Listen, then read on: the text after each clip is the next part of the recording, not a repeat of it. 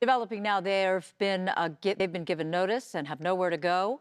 Residents of several buildings on Flower Drive in South LA marched today, demanding city leaders step in. They say loopholes in the law are allowing corporate landlords to wage a war on rent control.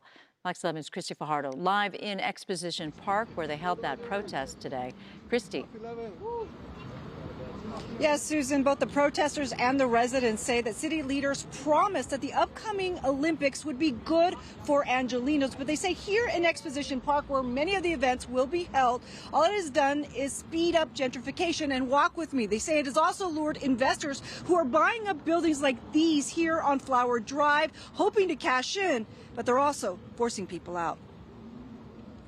I'm 71 years old and I cannot live on the streets. Pearl Scott says she's fighting for her life. Fight, fight, fight! Joining the Flower Drive and LA Tenants Union to push back on her Ellis Act eviction and to call on Mayor Bass to do the same. I would say keep your promises about lowering the rent and about not having people evicted from their homes. People cannot live on the streets. After 14 years on the 3800 block of Flower Drive near USC, she's got notice she will have to move out of her $1,560 a month apartment, but says the relocation fees are not enough to cover a new place to live.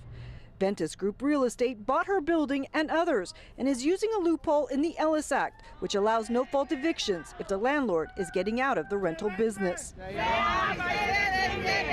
Protesters say the company has already evicted residents and demolished buildings across the street.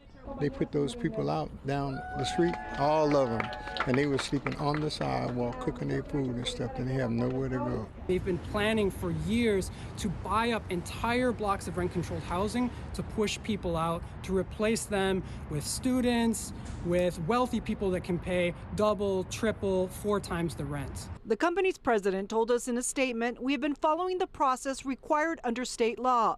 But protesters say the city needs to change the law, calling the displacements a war on rent control. And they say seniors and people of color are paying the price. The council should do what they're able to do, what's within their power. They should freeze all Ellis Act evictions to protect tenants in rent-controlled housing. We just want to tell tenants across Los Angeles, if you get Ellis Act paperwork, that is not the end. Do not just leave because you get the paperwork. So you have the right to apply for a 1-year extension, and beyond that, if you organize with your neighbors, if you fight, if you struggle, you can stay in your homes. And the protesters also expressed frustration with the city council and Mayor Bass, who they say, or they accuse rather, of rubber stamping what developers want. We did reach out to the mayor's office for comment, but have yet to hear back. Live in Exposition Park, Christy Fajardo, Fox 11 News.